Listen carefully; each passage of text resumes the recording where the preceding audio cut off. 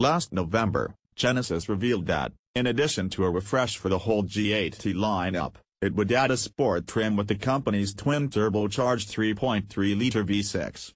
At the time, Genesis had yet to set pricing. But now pricing is out, and it turns out the sport model won't be cheap. To get the G80 Sports V6 with its 365 horsepower and 376 pound-feet of torque, you'll need to spend at least $56,225. That will net you the rear-wheel drive version.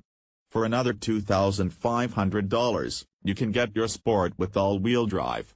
Regardless of drive wheels, the Sport features unique front and rear fascias, dark chrome and bronze-finished rim, upgraded suspension, vented rear disc brakes, more aggressive transmission tuning, and unique interior trim.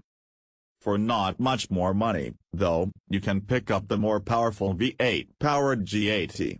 It now starts at $57,975 for a rear-drive model, and all-wheel drive again adds $2,500 to that price.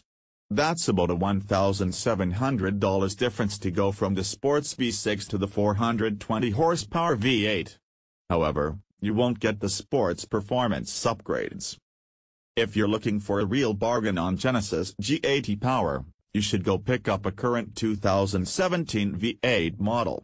It's cheaper than both 2018 G80 Sport and G80 V8 by a substantial margin. The rear-drive version, the only one available, starts at $55,500. It has the same V8 as the 2018, too.